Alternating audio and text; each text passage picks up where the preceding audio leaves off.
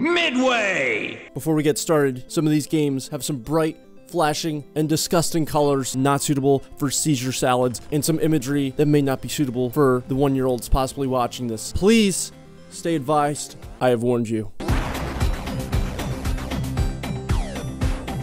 Arcades, a getaway spot that sadly stayed in its own time period as time went on, but will always reign supreme for being the chill hangout spot, mainly for kids who were looking for a joyous place to relax and be themselves around other kids. Introverts and extroverts alike compete to see who could beat who in a fighting tournament, to see the most unlikely of squads teaming up to beat the evil head honcho, to see who could top the leaderboards, all while listening to the attractive music and sounds of gaming. Where arcades aren't as frequent as they used to be, there are still some arcades out there, full to the brim with the highest quality of games that the 80s and 90s ever offered. And you know which video game company that comes to mind when I think of arcades?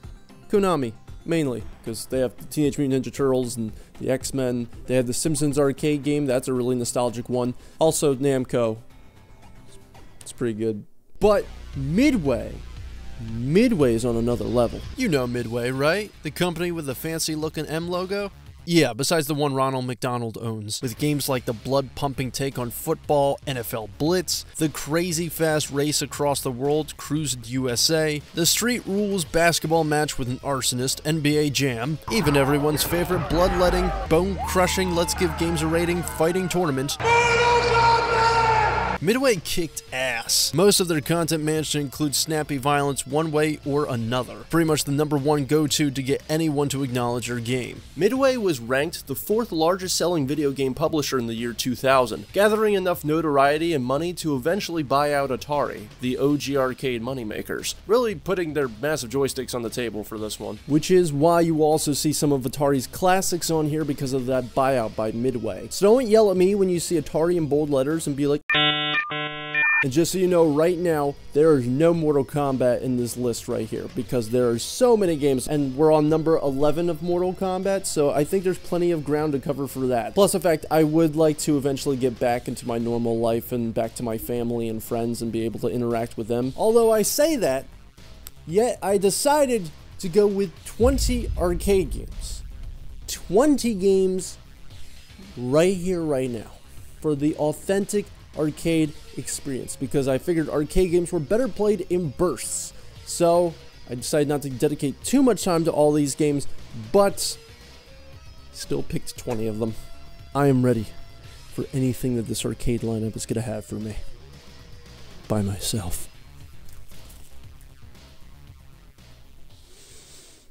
Mother. Kicking off my tour today, we have to start with a timeless classic that I can get behind, Root Beer Tapper. Even our 3 circle-headed overlord had acknowledged his existence respectively in Wreck-It Ralph. I play as an underpaid surfer who somehow has to run an entire bar all by himself, because I'm assuming every other worker no called no showed. I'm the last of the root beer servers, and everyone and their mother is thirsting for a tall icy cold mug. Quickly and efficiently get everyone their drinks without pissing anyone off and grabbing the empty mugs before they slide off the bar, or before the customer slides me off the bar.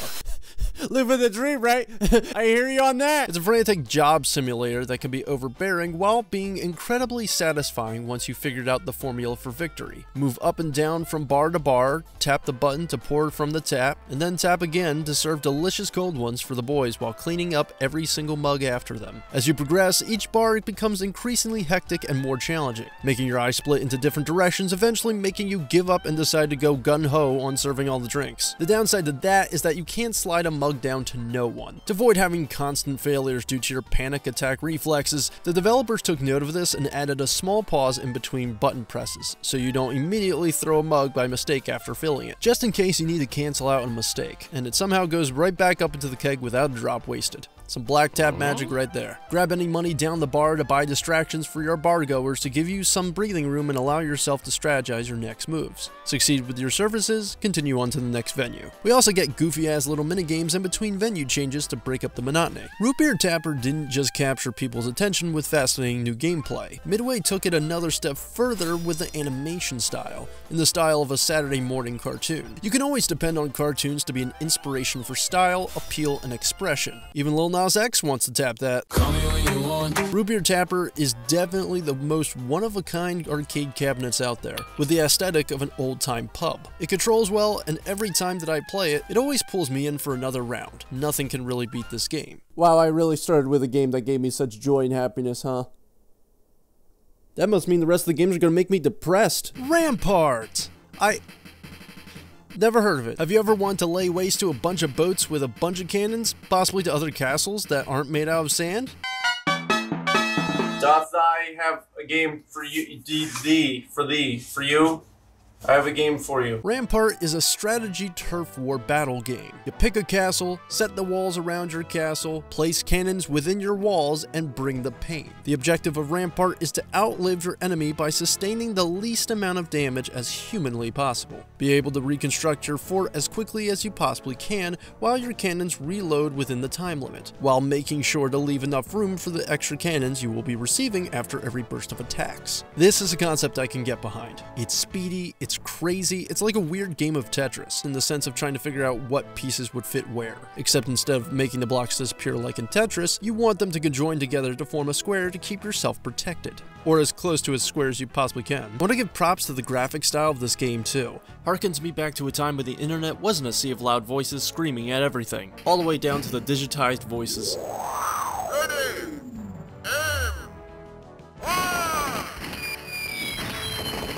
The developers definitely utilized the limitation of shapes by basing its gameplay around the graph. They took what would normally sound basic on paper and added personality to give some entertainment value to it.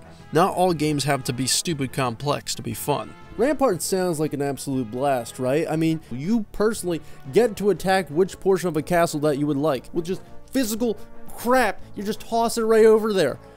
But then I remembered that I never ever heard of this game before.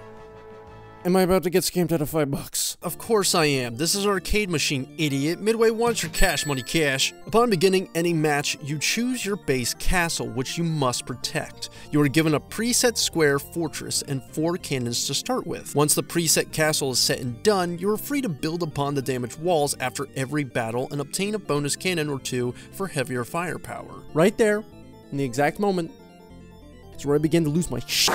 Once the fire squad has ceased, you are then given a random assortment of blocks to rebuild your castle walls that were damaged during battle. The blocks must be touching to form a fortress around your kingdom. If they are not touching, or if they're not aligned properly to fortify your castle, you fail right there on the spot. You can't half-ass these walls. Come to think of it, in real life, that tracks. I'm not buying an incomplete house because the builders desperately wanted to leave to go see Lil Nas X perform live at a football game instead of finishing the job of completing my house. The random blocks may be annoying, but they aren't my main problem. My problem is that I'm given such a small time frame to figure out the situation. These ships absolutely wrecked my and I've got 20 seconds to hopefully form a square wall around every defense in my main castle on the field with random shaped blocks that may fill the gaps in on time, while enemy ships move in like SEAL Team 6 about to take out Saddam Hussein with a cursor that is slightly high enough sensitivity for me to misshoot plenty of opportunities to form a proper wall while tiny killer pixel men are knocking on my door, potentially block a path for you to form if you manage to panic block in the wrong areas. Oh my god! To put it plainly, Rampart is impossible to play,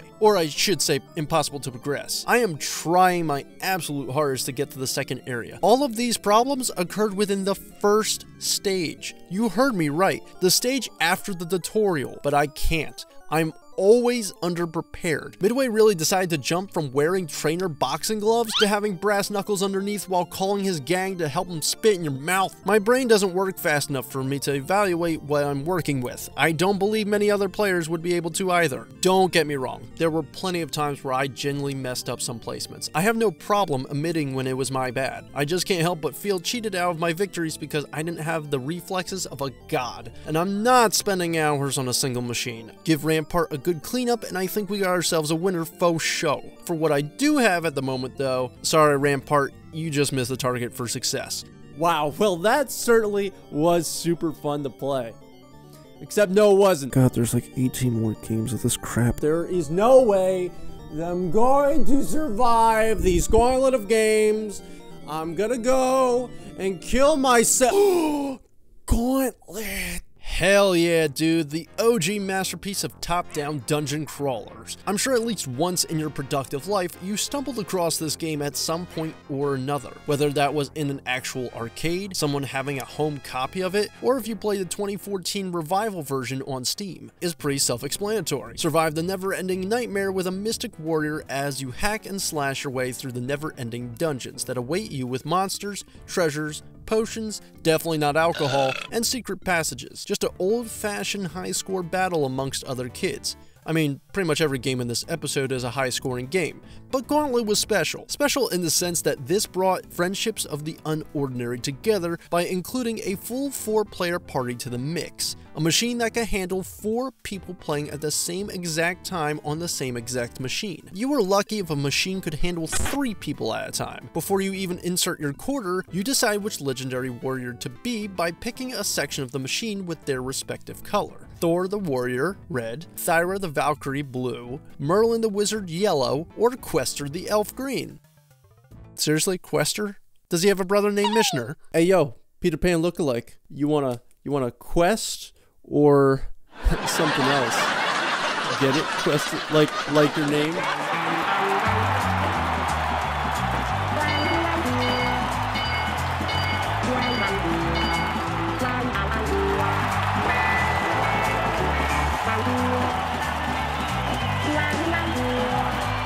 With a squad by your side, you are ready to kill monsters as you fight for supremacy over the leaderboard, or fight one another because someone kept storing health and potions for themselves. Simple solution against hoarders would be to shoot your supplies away for no one to grab it all. Really solidifies the anger amongst each other. Gauntlet is meant to be played with a team because single-handedly taking out armies gets pretty repetitive fairly quickly. Whether you play cautiously or go full assault, Gauntlet is fun for everyone. With the right team by your side, you can play for hours on end without running into duplicate mazes. Even 2 hours into gameplay, no dungeon has duplicated for me. Beyond that, I honestly don't know how far you could go without running into repeated section. Considering it takes a long time to hit a duplicate anyway, it's safe to say that Gauntlet is certainly a force to be reckoned with. I don't know if Gauntlet was mainly known for being a friendship ender or a friendship starter, but I do admire Gauntlet for what it is. I mean, it made communicating an essential part of the gameplay. Either we were really friendly with one another and somehow just had this mutual agreement,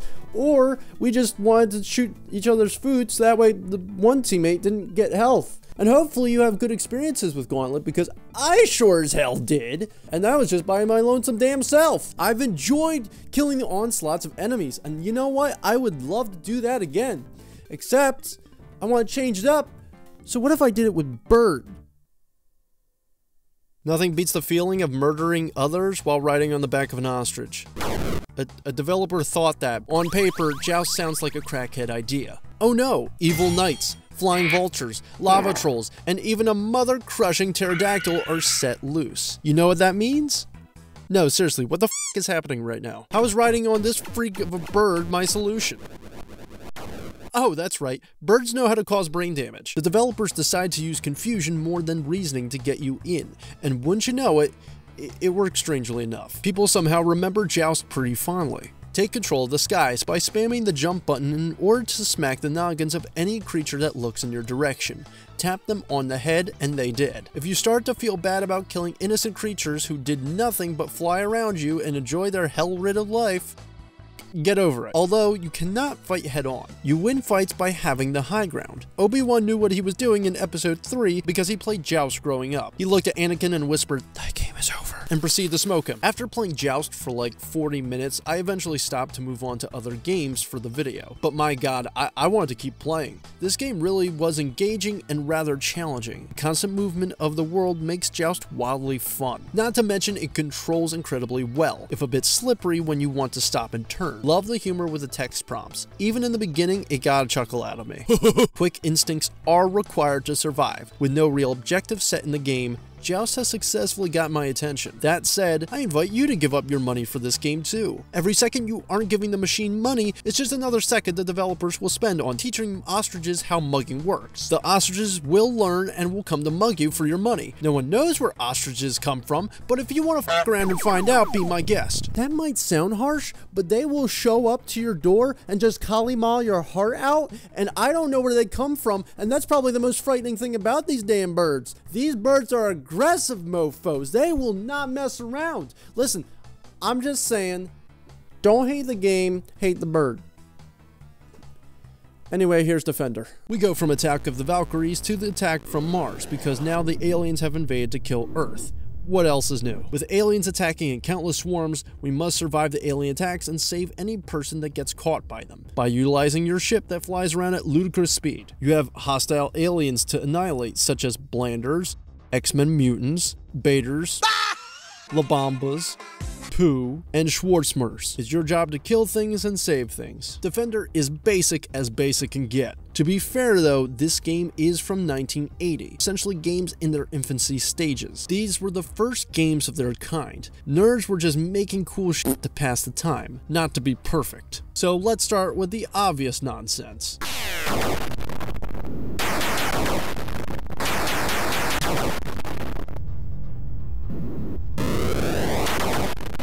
I constantly crash into everything. Sometimes I spawn into aliens or move a foot in front and just combust. I know that I just mentioned how I love Joust's hectic gameplay, but Joust molded their maps to handle that. Both games share similar energy, but Joust has 4 enemies at a time on one screen. The amount of aliens in Defender heavily outweigh your puny ass self and has 15 on one long stretching landscape. Anything that moves past you is faster than what your eye can catch, as you manage to gingerly move past them. Not only do you need to be precise in movement, but you have to be pixel perfect when aiming. Aliens can take people away too, and can turn them into swifter moving enemies that become homing missiles. In case you forgot, this game is called Defender. You have to play goalie for Earth in order to win. With skills like mine, precise shots can hit humans too. You can make yourself lose by simply eliminating the humans you are attempting to save. When you kill the alien that is currently stealing a man, you have to quickly grab the man and set him down gently. After the first stage, it just goes haywire. Is it as impossible as Rampart's difficulty was? No, not even close. But that sure as hell doesn't make Defender any easier to play in comparison. I admit defeat here. I suck at this game. Well, this game might have beaten me, but I refuse to give up on this series. Just because the first game in the series does not mean the rest of it is going to be awful. Usually the first is nice and shiny at the time, and then it slowly reveals that it's actually a disgusting bowling shoe as time goes on. But hopefully with a shiny new number 2 next to the name of Defender, hopefully that solves all my problems. Oh yeah, Midway did not just stop with 1. This beautiful masterpiece needed a sequel pronto after the massive success of its predecessor, and it was uniquely named Defender. Thanks for the assault on my eyeballs, you son of a bitch! Defender 2 is the follow-up game that not only gets an overhaul of color, where I feel like the pride flag was shoved into my retinas, but was made not terribly long after the first one. 1 year, as a matter of fact. Defender was immensely popular, with the over $1 billion that got put into Midway's pockets, meaning they had room to correct whatever problems that they were presented from the first game. However, seeing how the original Defender did in revenue, and by having less than a year to make this, why ruin perfection? Besides some new enemies and a few new environmental landmarks and a new warp box that takes you halfway across the screen and into another enemy head-on, Defender 2 is exactly the same as Defender 1. The sprites are clean and cool though. That's a sweet upgrade, but any and all problems that I had before just crossed over with higher definition of my deaths. To really top this with a cherry, the first one had a popular fanbase who could crush the first game no problem at this point. People can speedrun Defender 1 with their eyes closed. How the hell did they decide to approach number 2? Add more crap on screen. Defender came back with a vengeance. Look at this radar, bro. There are so many things here that aren't me, and they can kill better than me. Defender is constantly at odds with itself and wants inhuman reflexes from me that I don't have. I hate it. Human! Look, everyone. The new Amazon drone. Are you the one they call the Defender? Cute, but no. I sense that you are the liar with the flaming jeans. Sure. Sure, we'll go with that. I am a Robotron, and I conclude that humans lie. Therefore, all humans must die. That's a bit much. They're sweating meatbags that are full of hatred. That's not true. I mean, we are flawed, absolutely, but we still care for one another as a species, and every now and then we can cooperate together. Sure, there are plenty of bad apples out there, but humanity will always thrive to do better for each other and the rest of the world, so yeah. We're pretty cool. I want you dead. Get in line. In 2084, man perfects the Robotrons, a robot species so advanced that the man is inferior to his own creation. Guided by their infallible logic, the Robotrons conclude, humans shouldn't exist, so we should probably fix that, lol.xd. Due to a genetic engineering error, you possess superhuman powers. I'm sorry, I failed to see the error of becoming Elton John.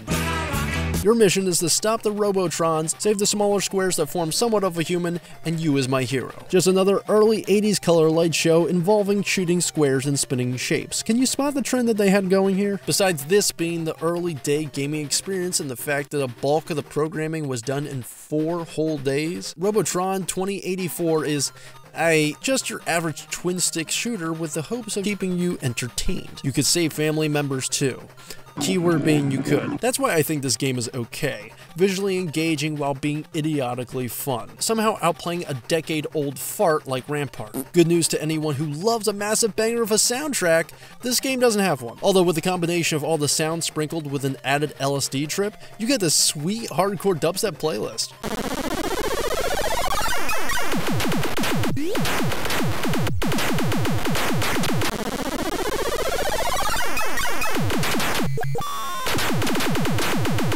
I could see myself playing this game if Dave & Buster's had it, but not for terribly long. Maybe worth an attempt or two. Although, according to this game, I'm a Robotron head, so I got that going for me. Can't wait to tell my girlfriend. She's really gonna want me in bed now. Ah, damn it. It says hero, not head. Damn it. My eyes haven't quite rebounded after staring at the equivalent of the gay suns. But now is not the time for that, okay? Now is the time to go do some gnarly ass tricks. That's right. I'm gonna shred you later, nerds. I'm going skateboarding, bro. Back out of here.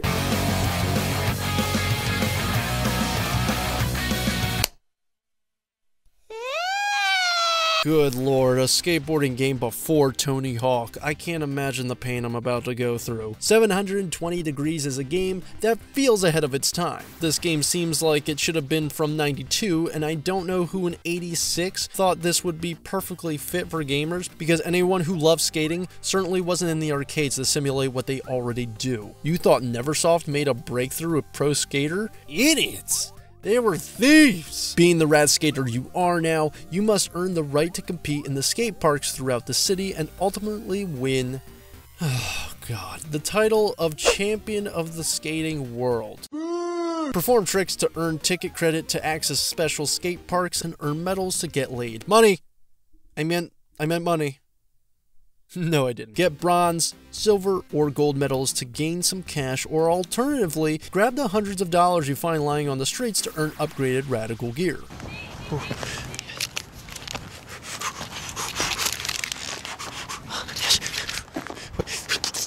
I can buy myself a bike. The improved gear will assist you in getting the gold medals for skating competitions. Each of the 4 parks have a unique contest associated with them. Downhill just being a race to the bottom, ramp being a half-pipe trick session, slalom being ski slalom without the snow or the skis, so just slalom, and jump being a mix of downhill and ramp. Pull nasty tricks while getting to the bottom in time. In the beginning, 720 Degrees didn't really bother me that much in terms of gameplay. The only thing that really bothered me was having that dumbass title, and honestly, nothing says I'm dated quite like that. Although it wouldn't be much of an arcade game without a gimmick to hold the player back from fully progressing, now would it? To give this a proper arcade seal of approval, you have the aforementioned Skate City to earn those upgrades and be able to trick around the city to earn the vendors' respect or whatever to get into the parks. All while avoiding other skaters, weird morphing cars that give me more questions than answers, and anything that doesn't look like a ramp of some sort, plus a timer. Not only do you need to be be a great skater, but you also have to do so within less than a minute. If you don't succeed, no worries. You can simply try again whenever you feel like it. Game or die. Or, you know, would you like to muster a guess as to what comes to kill you for not skating properly? Whatever answer you were thinking of, that's probably better than what I'm about to say. Heat-seeking hornets. Have fun skating in this city, surging with the coolest skaters in town. But watch out for the f***ing Reaper bees that gut you like a fish for not being up to par with Rodney Mullen. If you have actually heard the term skate or die before, then you may be remembering a Nintendo game with a similar sounding title. It wasn't an incredibly popular title, but that game got tons of influence from dying due to shitty skateboarders. If there's anything that inspires the developer to work on their dreams, it's death. But the question is this the choice over Tony Hawk's garbage? The hell do you think? Surprise, surprise, being one of the earliest adaptations of a virtual skateboarding simulation isn't all that's chalked up to be. First off, the controls for skating are fine, but jumping will always change in how they are registered in-game. I don't care how good you are, sometimes you simply don't jump at all. I don't know if I'm going to launch into the atmosphere or jump as far as a baby. Second, I stink at this, but I know a landing when I f***ing see one, and that is a landing. Why did my man decide to slide to first base instead? Third, this camera angle is straight up dookie.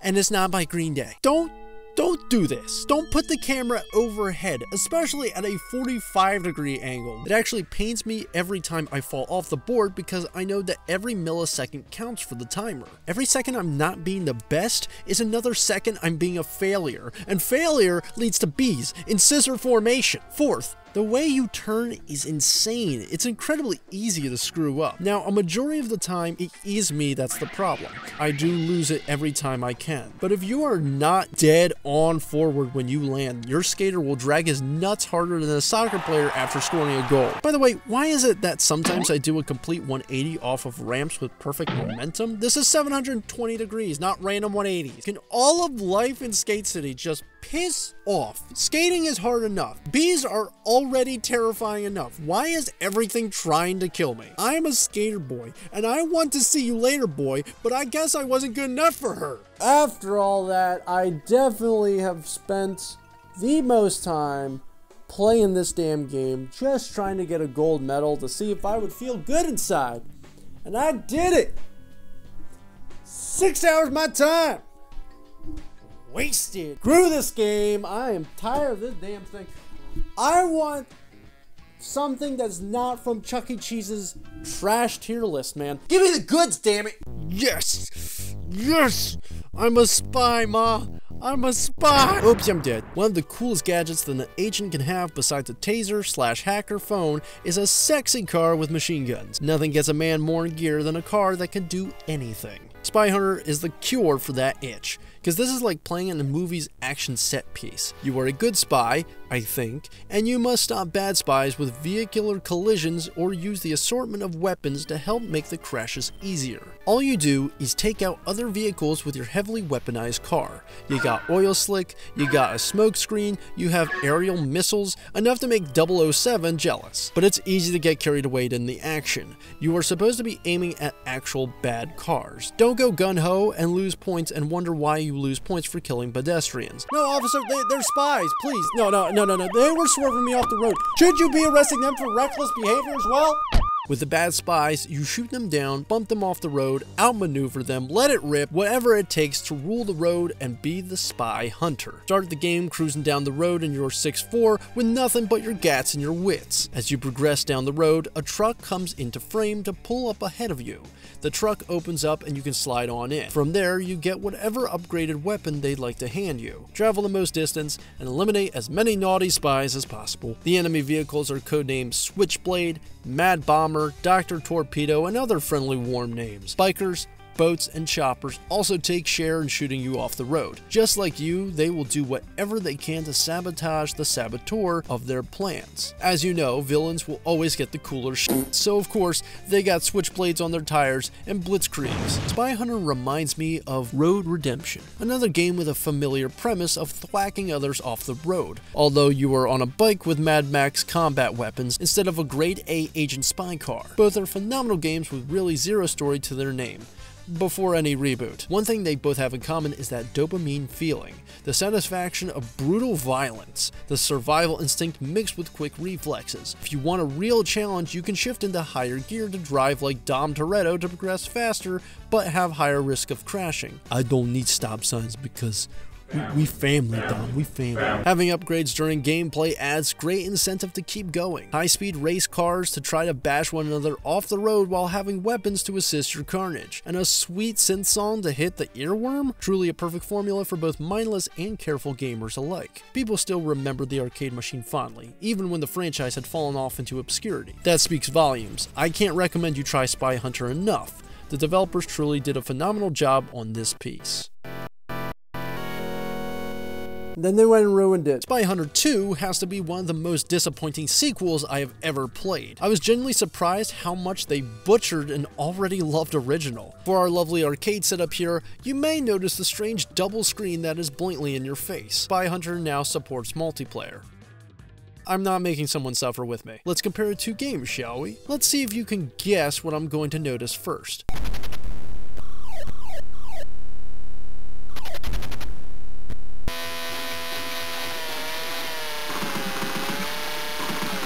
Now, if you said your answer out loud, you're gonna have to speak up because the game is too quiet for me to comprehend what you just said. Why was the first improvement to add the most annoying ass sounds to the game, the car engine especially? The formula they had for number 1 was perfect, yet Midway didn't feel the same way and tried to fix something that wasn't broken. Where the game gets tampered with harshly is our camera angle. Whenever you are dealing with enemies in Spy Hunter 1, you see the road all around you, in front of you, to the side of you, behind you, a whole bird's eye view of your surroundings. The ability to freely move around the road without losing traction. You can shift into high gear to travel faster, past enemies with a higher chance of natural collision. Spy 2 Hunter 2 went with the third-person approach. I can still see what's in front, but as soon as a biker runs up next to me, I might as well take an entire gun magazine to my engine. They go out of frame and out of my view. Helicopters have heat-seeking nukes that don't leave much room for quick adjusting because I have no freedom. I have no choice but to constantly take beatings from anyone on the road. You can only move side to side on the road,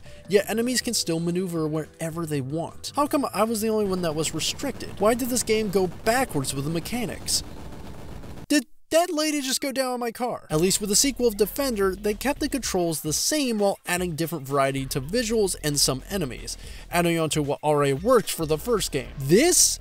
Don't drive drunk my ass. I think it was more of a drunk decision to make oil slick a throwable object. It's oil. It's not a f***ing banana peel. The cool power-ups you got from the first game also make a return. They are completely useless now. Either items make no impact on enemies due to their quick maneuvers, or I die fast enough to lose power-ups because the game always throws you into the thick of it, unlike his older brother who has sympathy for you and graces you with recovery. Blades have been the true heroes since they actually benefited for change. I can now kill the bikers without having to swerve off the road like I'm driving with my feet. The blades are good because it fixes something mechanically broken. Gear shifting in this game is now essential instead of an optional thing like the first game. I don't know about you, but I hate using gear shift. You know who else hates gear shifting? People who actually own manual stick trucks. The color choices seem so bland and dull. The original had distinctive environments and beautiful sprite animations, not to mention that all of this was from a top-down perspective. Spy Hunter 2 does have some nice touches as well, but just not enough to justify going back to it. I mean, the main theme still slaps.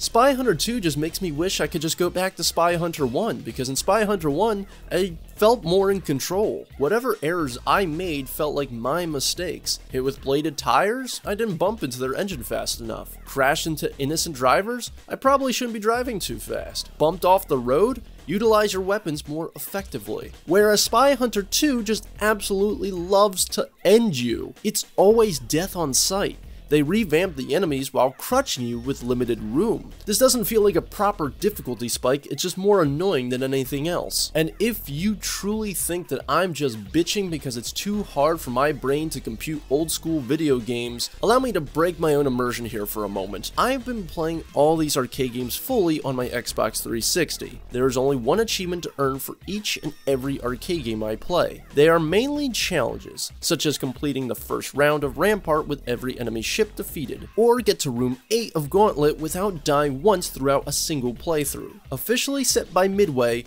what was the difficult challenge that I had to complete for Spy Hunter 2 just so I could have an achievement? Not win within 15 minutes, not even survive for 15 minutes, for just playing for 15 minutes. What is that? Don't worry about it. Alrighty, what's the next game we got today? Joust 2. Are you kidding me with this? Are you kidding? Another effing sequel. Oh yeah, because I did so good with the other sequels. So I've had such a good experiences with the other sequels so far. Yeah, let's throw in another sequel. No more sequels after this, okay? I'll do Joust 2. No more sequels. No more sequels after this. I have had it up to here. I have no more ceilings to go. I mean, for real, f how you feel, especially if it ain't going towards the bills. Yeah. Who will challenge me? Wow.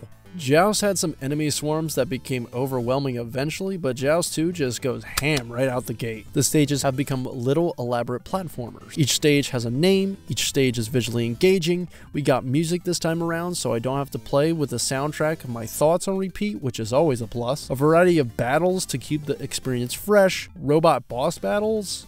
Okay, we even get the slot machine to potentially help us with our score and battles. To top it off, I like that the developers added the concept of time travel for Joust. It doesn't make full sense, but Joust never made sense. Pterodactyls exist while evil knights on ostriches try to flood the skies. Throwing in realistic moving mouths somehow doesn't seem so far-fetched to me.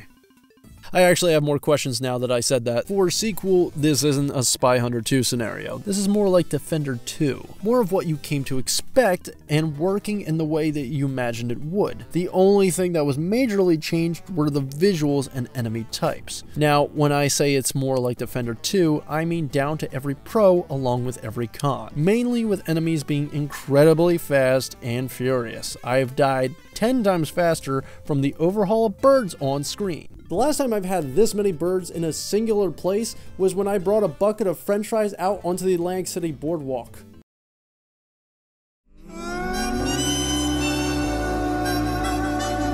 Before I left spawn, I've died immediately. It makes Joust feel like a warning for what's to come. If you're lucky, you can phase through the platforms alongside your killers to either escape or die even quicker. Plays exactly the same too. Joust 2 bumps up the test of endurance with an onslaught of birds and environmental hazards. Levels have variety and a restructure, yet no real gameplay changes. My bird wasn't prepared to stop on a 2x2 pixel ledge. Ostriches have slippy feet in case you forgot. Lives fade frequently, mostly due to my sloth eyeballs not realizing that I respawned and I just flew into a person's ass. Also somewhere along the way, you obtain the outstanding ability to transform your bird into a motherfucking Pegasus. Never change into the Pegasus. Joust's gameplay doesn't mesh well with the new level structure, in terms of level design and the screen width. Something that you may not have noticed is the screen is skinnier than the original Joust screen, which is also one of the factors in why I couldn't notice my man fast enough. Joust 2 isn't bad, but it isn't the greatest. Please give me something better than what there actually is already.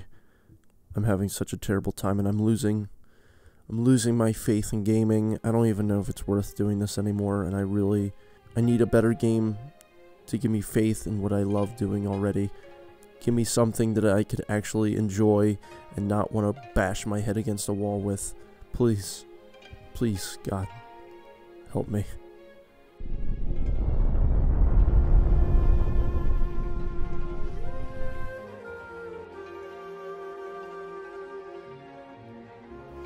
Is that Mortal Kombat that I see before me?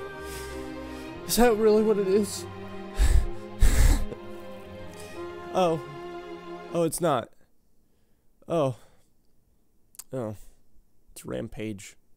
Oh. Oh, it's Rampage. Oh. Thank you. Thank you. Let's go! If you have never heard of Rampage before, what is wrong with you? Rampage is the embodiment of a kaiju monster movie. 3 people that turn into freakish monsters with one goal in mind: destruction. If your objective was to like save humans and save the city, and you have control of a 2,000-ton Seth Rogen ape, you wouldn't give 2 shits about doing that, because it's way more fun to destroy buildings and lay waste to the homes of the non-believers. To this day, I will pop on over to Rampage to let those monsters' desires flow. There are already quite a few Monster Mash games out there already, yet Rampage stays within my top 10. Easily. No question about that. A game that you can enjoy by yourself or 2 other friends can tag along to make the greatest kaiju movie you ever dreamed of. Knock down skyscrapers, stomp on tanks and trains, eat people. You aren't human if you're not giddy about any of this concept. For an arcade game, this was and still is a beautifully crafted moneymaker. Rampage was designed around the limitation of the tech too, to support vertical animation only. You take control of either George the Gorilla, clearly resembling King Kong, Lizzie the Lizard, clearly resembling Godzilla, and Ralph the Wolf. I don't know who he's supposed to resemble. I think they just ran out movie monsters to parody. Once chosen, you are let loose to create total carnage on everything on screen, complete with the expressive animations, great color choices, detailed surroundings, easy to grasp controls, transition screens that add to the immersion by stating bulletins with location names associated with real life locations, several ways to successfully cause destruction until everything is decimated, chef kisses all around, and a perfect palate cleanser of the bad sequels. Rampage truly set the standards for a fierce monster mayhem video game, and honestly, even nowadays, whenever I see the title screen boot up, it just gives me so much delight knowing that I am going to be in for a good time, whether that's just by myself or with other people around. And honestly, who doesn't love being a kaiju, man? It just, being a monster makes you feel like a beast. I guess that's kind of redundant. Now, if you thought that mutated humans eating humans was pretty gruesome, then the next game on this list, you might want to close your eyes for. If Rampage made you a bit squeamish, then Smash TV will be the equivalent of watching the Saw franchise to you. If ripping spines out wasn't extreme enough and garbage sack people grabbing horny teenagers and dragging them away wasn't haunting your dreams, then Smash TV could be a close contender for shock value back in the day. This bloodbath of a game wasn't afraid to give the older audiences a joyous time in the arcades amongst the simple Pac-Men and the friendly X-Men beat-em-ups. Considering this is the same company that was responsible for the ESRB ratings for home console games, it doesn't surprise me that they already created a bloody gore game that hoped to grab an older audience, although Smash TV didn't quite hit the notoriety it was hoping for upon release. Rather than being a 100-foot monster, you're a 6-foot monster of a man with unlimited ammo. In this twin-stick shooter, you take control of a contestant in a game show. In the dark future, television is still kicking and we all become desensitized to death. I blame 4chan. The top-rated show is the twisted and corrupted killer show, Smash TV. The game where contestants go up against hordes of mutants and weapon-toting maniacs for cash and fabulous prizes. The ultimate prize at the end of the tunnel? Your will to live. Traverse through bizarre mazes to reach the hosts of each arena and slaughter them slowly. Take their appendages first and work your way to their skull. Okay. Collect power-ups to handle the swarms of killers and make sure to grab every cash prize you can to pay off your student loans. I'm kidding. That still won't be enough to pay for it fully. Something that I really do admire about Smash TV is its heavy focus on television programming. The setup strangely grabs my attention. Good lord. The setup strangely grabs my attention. You are casually killing people to win a VCR. I mean, you're barricaded in warehouses that are busted, rusted, and all torn up. Then there's random prize rooms that would just fit for an 80s game show, yet gets mixed with dark and off-putting corners where you have to fight for your life. The setup of television programming just kind of gets underneath my skin a little bit. It's broadcasted live to the world while the show host belittles you. Good luck! You'll need it. For a game barely with a story, I find the world building incredible in this game. Midway could have built another spaceship twin-stick shooter, but they didn't. In the arcades, this would have ran my wallet dry. Yo, even Batman takes his killer instincts out through this game. Although I feel like that would traumatize him. I mean, it's in dark alleys with a bunch of people killing, you know, like his parents. Smash TV takes about 4 hours or so to play through completely. Although for added replay value, they added multiple alternative rooms to give a unique experience for every playthrough, which honestly is an ultra rare thing to see in any arcade game. Go make a friend and play the hell out of Smash TV. Make them question why you wanted to play the game with a giant ugly ass face Roomba for a boss fight. He could use a good ass makeup tutorial by now. What the hell is wrong with it? He looks closer to Satan right now. You know what I'm saying, man? He looks closer to Satan.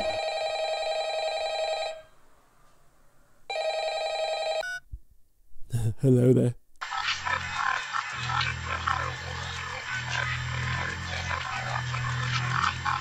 What?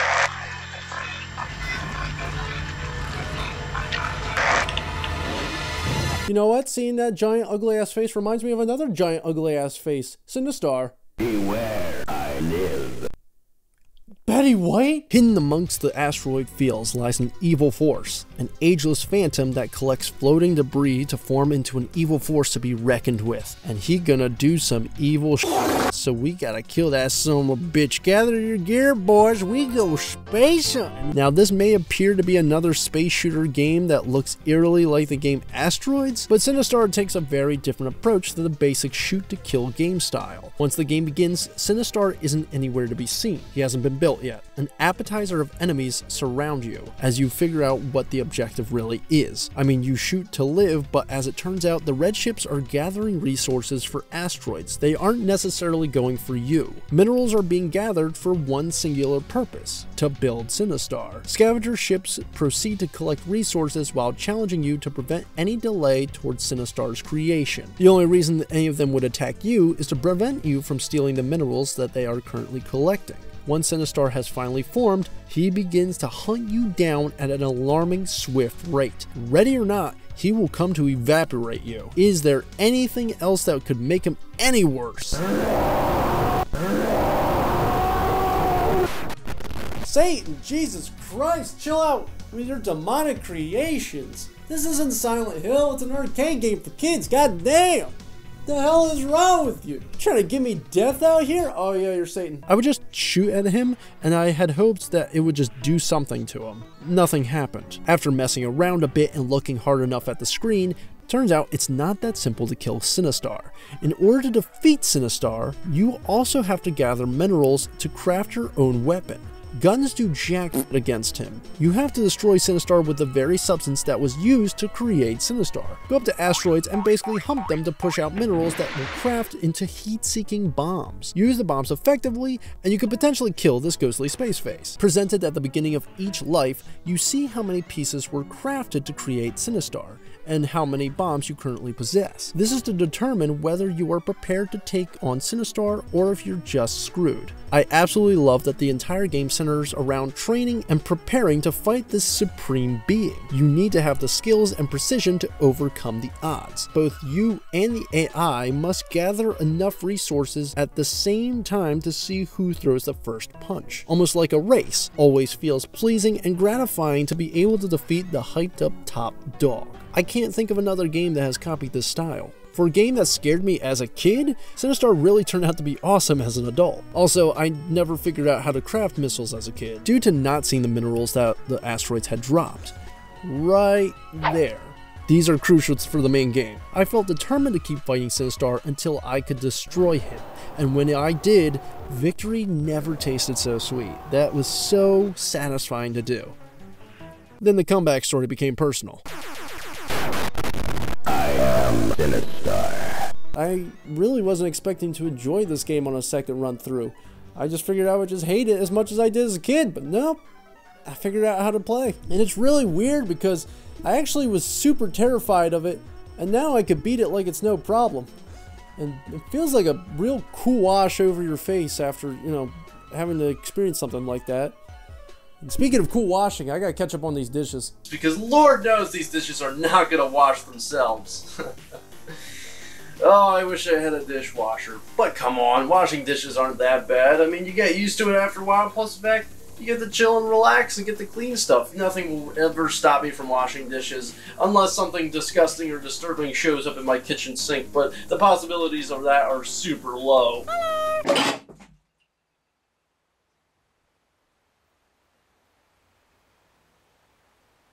Bubbles is a game that I surprisingly couldn't convince anyone else to play with me. You play it as a bubble who has to clean the sink. You avoid razor blades, mean ants, a woman with a broom. You kill ants with a fork. It's like Snake, kind of. I hate his face. I hate his face. What's next on the list? Marble Madness. I never played this game in the arcades. I have never seen this game in the arcades. Yet I had the pleasure of playing as a marble on my PS2 alongside with Jak and Daxter in San Andreas. Dom, didn't you grow up with an Xbox 360? Didn't you have friends playing COD at the time? I must have an old man brain. Next thing I'm gonna tell you is that I enjoy snacking on Necco wafers while watching Laurel and Hardy. That's only partly true. Welcome to the world's first speedrun game that ever existed. Navigate through a bizarre obstacle course / maze as every school kid's favorite toy. From 1917. Be the fastest alive to cross the finish line while avoiding anything that attempts to destroy you. Thankfully, I suck at maneuvering marbles, so being the fastest doesn't really apply to me. Nothing hits the dopamine more for me than a satisfying ball physics game to pass the time. The marble controls are slippery, but not completely out of your control to maneuver around obstacles. The courses are designed to flow with the marble's movement while actively messing with you throughout your speedrun. Marble Madness would pass perfectly fine as an iPhone game nowadays. Developers knew that the gameplay wouldn't be the only thing to attract people's attention. Why not make the game truly something different with mesmerizing visuals, otherworldly sound effects that I never heard replicated, weird but intriguing sounding beats, especially the guitar riffs. They rip. My eardrums open. It rips my eardrums open. No matter what drew people to this game, my incentive to try again is in full force. I won't lie when I say that the biggest opponent is depth perception. Hands down. The angle at which I have to sense how far to roll and when I should slow down reminds me too much of 720's trashy cameraman. People with zero patience and hate trial and error shit, stay as far away as you can. That's where the madness part comes into play. Otherwise, give marbles a chance. You may be pleasantly surprised. Defender! I'm gonna lose my goddamn marbles in a second. What is it now? I have come to apologize for my previous behavior. Do you forgive me? You good. Cool. In celebration of resolution, I would like to be referred to as a bot from now on to rid myself of my old habits. Sounds good, bot. Although, if you don't mind me asking, why bot? What did you call me? Bot. Like you just said. Why bot? Yeah, I asked why that name. That is a better name. I am... Why bot? All I did was ask why bot, you know. X, Y, even better. X, Y, bot. New pronunciation. Xybots. What the f are you doing? You don't like my random naming generator? Stop it. Get some help. You will rue the day that you tussled with the formerly named Robotrons, for we are now known as... Intruder alert, intruder alert. The Xybots have invaded this once peaceful planet. Their underground multi-level fortress is guarded by robots controlled by Master Xybots. Major Rock Hardy and me and Captain Ace Gun have been sent to destroy the Master Xybots. Got all that? Good. Purge them all. So imagine playing Doom with weird tank-controlled camera mixed with third-person tank controls. The character only faces forward. You manually have to turn every corner, making this a difficult romp through dangerously crowded hallways, meaning your view will change frequently, meaning you will die fairly easily if you're not aware of your surroundings. Play the game through a very small window with a real-time map to guide you. Do your best to get to the end as you explore the multiple layers of death by finding keys, secret doors, and big Robotrons. Xybots! Yeah, I said that. Yeah, I said that. Yeah.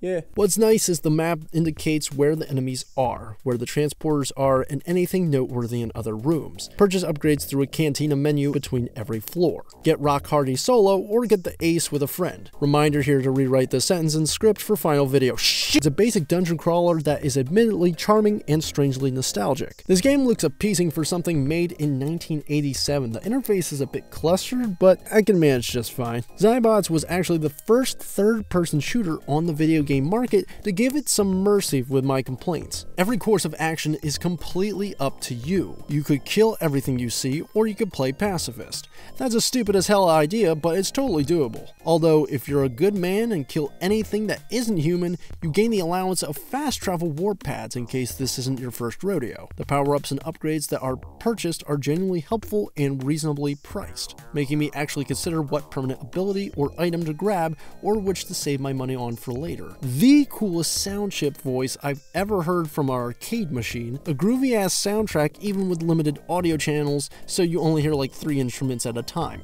I've enjoyed my time with the Xybots, although I must admit the manual turning thing gets very irritating after the first casual run. Enemies can f you over if you aren't aware of what is going on around you. I totally understand why the series never went beyond the cabinet. I could really go for a lazy river break about now, because I really could use this break, and I just need to go on a lazy river run, so...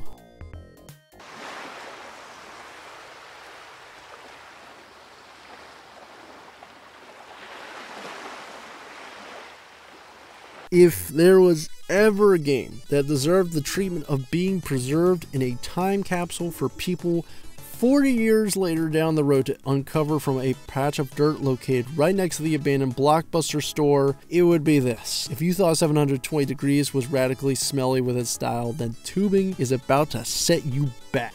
This game is the real tube, dude. Biff and Jet. They think they're cool. Yo, they're so relatable, dude. Like, I totally could relate with them, bro. Like I think I'm cool, and I'm like, yo, Ma, am I cool? And she's like, yo, get the hell out of my house, dog. And I'm like, yo, but you got them sandwiches loaded up with no crust, bruh. Move downstream, get points, throw cans at people's heads. What more do you want? Instead of moving around normally, you use both of your hands like a paddle. Left button for the left hand, and right button for the right hand. Every time I play, I have to remind myself that the hands are from the dude's point of view, not mine. It's manageable, but it takes multiple quarters to get used to. Thankfully, I still have plenty of quarters left so that way I can get ahead of this learning curve.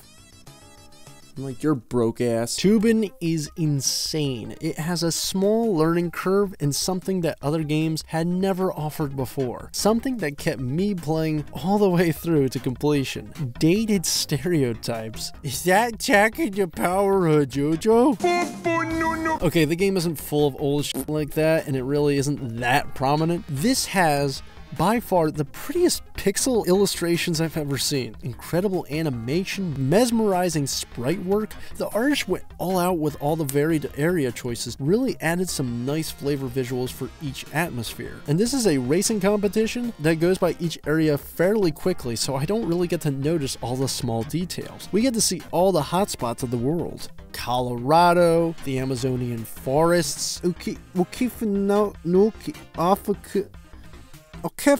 Nile River, American, the Rio Grande, the Jurassic period, the canals of Mars, my literal worst nightmares, even the River of Styx where I managed to dodge Satan's mall workers as they tried to pitchfork me down. The areas explored kept me glued to the screen. It really won me over with the artistry this game. Plus, now that I've gotten used to Toobin's controls, I have to say, this game is pretty harmless. I mean, you wouldn't catch me dead playing this game again, but hey, I'd be lying if I said that I hated playing this. Definitely a heavy multiplayer focused game though. No one should ever be playing this game by their lonesome self. Nothing more uncool than being the only cool dude who rules the pool while dropping fools, you feel me?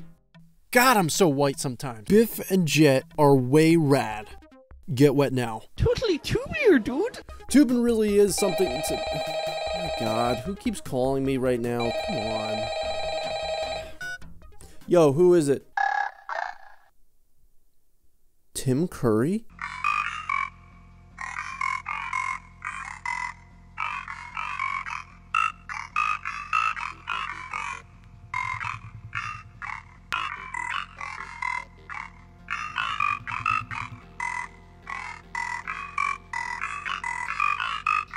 Alright, wait.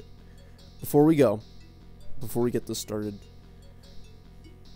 could you actually make me that sandwich you offered? I have not eaten in like a hot minute. Finally, a game where I could take my anger out on the man living in the Earth's core. We have the final shooter/game of today. I must banish the source of all evil to end my suffering. I must conquer my greatest fear to get underneath his skin. I can't get to him. Apparently he didn't want me to just stroll into his place. What a dick move. Here come the gargoyles, who look more like pterodactyls, but okay. To get the bridge pieces back from the gargoyles, you have to talk it out with them in a civilized manner and make sure, and this is important, to ask them politely to give you back what's yours. Just send that message to them in the form of a bullet. Each message that gets delivered hands you a piece in return. Grab that piece and make a mad dash to the other end in one piece, restore the bridge fully, and cross it to do what else but confront the devil himself. You can only move left or right, making enemy dodging pretty intense with some close-cut decision making. For those close-cut scenarios, JC gifted us a neat shield mechanic where you can hold down a button to obtain protection over the ship and it will stay up for as long as you hold it down. The shield doesn't last forever, only for a moment. It gradually recharges over time for later use. I welcome this mechanic with open arms, limiting my usage of said shield to make it fair yet not overpowering. Along with the innovation, Satan must have awesome taste and culture because the artwork is astonishing. The castle atop the hill overlooking the landscape, the skyline multicolored along with stars and clouds, the sky shifting to give a sense of day cycles occurring, adding atmospheric life outside this battle. If you can believe it, this game came out 1 year before Robotron. Robotron actually lost cookie points from me for lacking any kind of artwork like this. There was no reason for Satan's Hollow to show up and disrespect Robotron like that, but congrats Robotrons, you even lost to Satan. Well, this is it. I have played multiple arcade machines. I have learned new strategies to build up the endurance that I need in order to defeat Satan himself. For the battle to end all battles, I have faced the ugliest of the uglies. I have played the dumbest of the dumbest. I have... It's time to give the dog his Benadryl. I have beaten the weirdest of the weird, and I am ready to take on Satan in the burning flesh. I hope you're ready, Satan, because this is going to be a hell of a beatdown.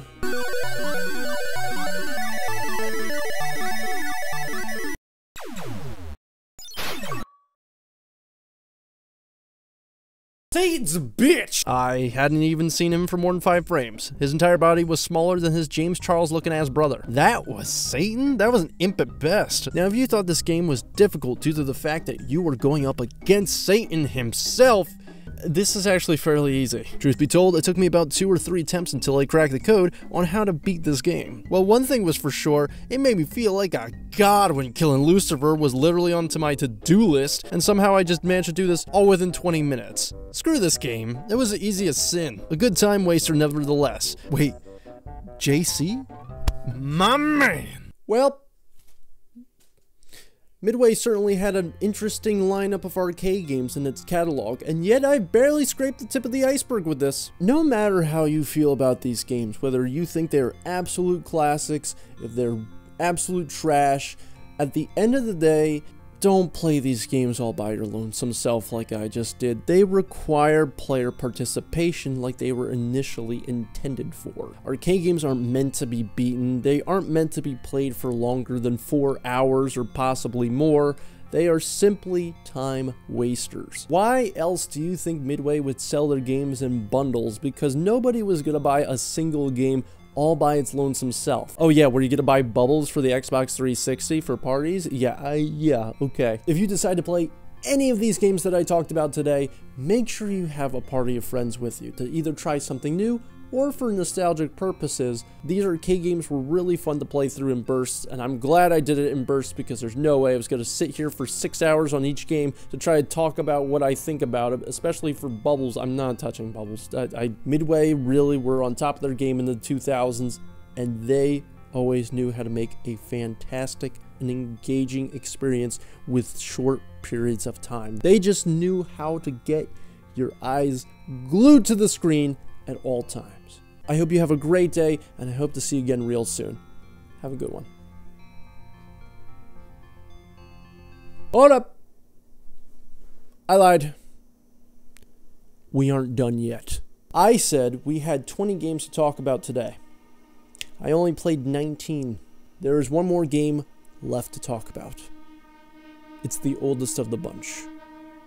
It's called The Wizard of War. War with an O, not with an A. A competitive dungeon crawler, limited with the amount of color on screen.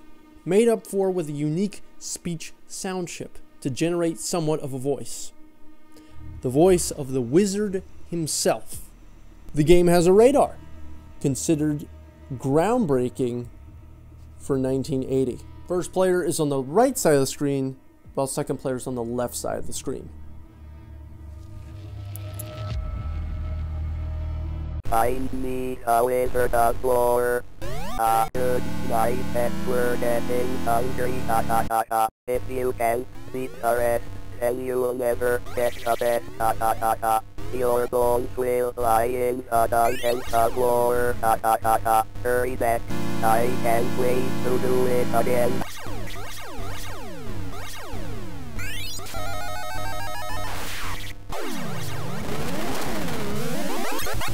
Warrior, you won't have the chance for your dance. One bite from my pretty, and you'll explode. If you try any harder, you'll only meet with doom or double store.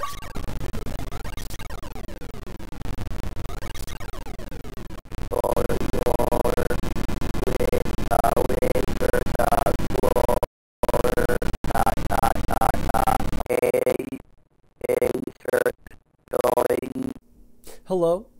Yes, Smithsonian Museum. Yes, I would like to report a missing fossil claim, please.